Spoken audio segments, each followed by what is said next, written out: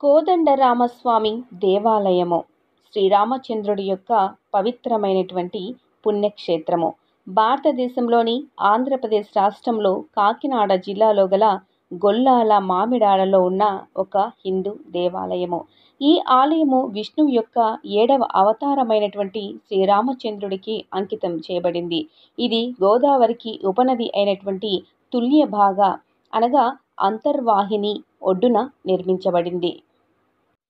ఈ ఆలయం యొక్క విశిష్టమైనటువంటి వాస్తుశిల్పము మరియు 160 నుండి 170 అడుగుల మరియు 200 నుండి 210 అడుగుల ఎత్తులో ఉన్నటువంటి 2 భారీ గోపురాలకు ప్రసిద్ధి చెందింది. ఆలయ గోపురాలు రామాయణం, మహాభారతం మరియు భాగవతం నుండి దృశ్యాలను వర్ణించే క్లిష్టమైన చెక్కినటువంటి విగ్రహాలతో అలంకరించబడ్డాయి.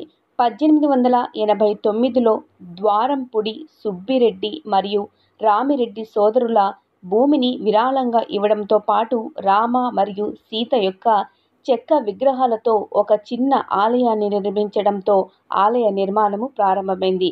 1939లో ఒక పెద్ద ఆలయం నిర్మించబడింది. 2 గోపురాలు 1948 నుండి 50 మరియు 1956 నుండి 58లో నిర్మించబడ్డాయి. ఈ ఆలయాన్ని చిన్న భద్రాది లేదా చిన్న భద్రాచలం అని కూడా అంటారు. ఒంటిమిట్టలోని కోదండరామ దేవాలయంతో పాటు ఆంధ్రప్రదేశ్లోని 2 ప్రసిద్ధ రామాలయాలలో ఇది ఒకటి. శ్రీరామనవమి ఆలయంలో జరుపుకునే అత్యంత ప్రముఖమైన పండుగ మరియు రాముడు మరియు సీత వార్షిక వివాహ వేడుకను కలిగి ఉంటుంది. ఆలయంలో జరుపుకునే ఇతర ముఖ్యమైనటువంటి పండుగలు వైకుంఠ ఏకాదశి మరియు విజయదశమి ఎంతో వైభవంగా నిర్వహిస్తారు. 1975లో గర్భగుడి పైన 2 మండపాల మధ్య అద్దాల మందిరం అనగా తెలుగులో అండాల మండపం అని కూడా అంటూ ఉంటారు. అద్దాల మండపాన్ని నిర్మించారు.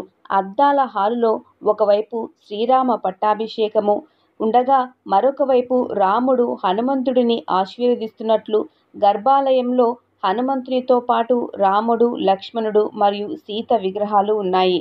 ప్రతి అంతస్తులో గోపురాలకు 4 వైపులా రామాయణం, మహాభారతం, భాగవతం దృశ్యాలను వర్ణించే క్లిష్టమైన శిల్పాలు ఉన్నాయి. ఆలయ శిఖరము బాల రామాయణము వర్ణించేటువంటి విగ్రహాలతో చెక్కబడింది. భక్తులు 300 మెట్లు ఎక్కి గోపురాలపై అంతస్తులకు చేరుకోవచ్చు. దేవాలయం నుండి 200 మీటర్ల దూరంలో గల తుల్యభాగ నది నుండి నీరు వనరులతో కూడిన ఒక చిన్న చెరువు పుష్కరిణి ఉంటుంది. పుష్కరిణి నుండి వచ్చేటువంటి నీటిని ఆలయంలో వివిధ మతపరమైనటువంటి కార్యక్రమాలలో కూడా ఉపయోగిస్తారు.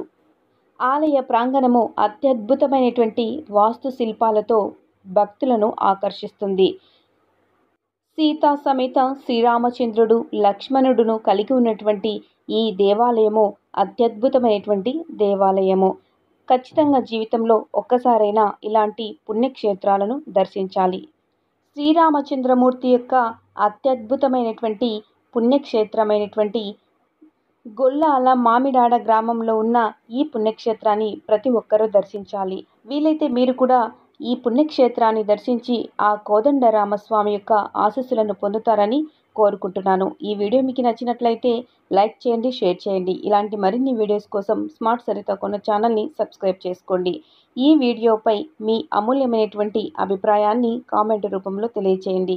ఇంకొక మంచి వీడియోతో మళ్ళీ కలుద్దాం. వీడియోని చూసినందుకు ధన్యవాదాలు.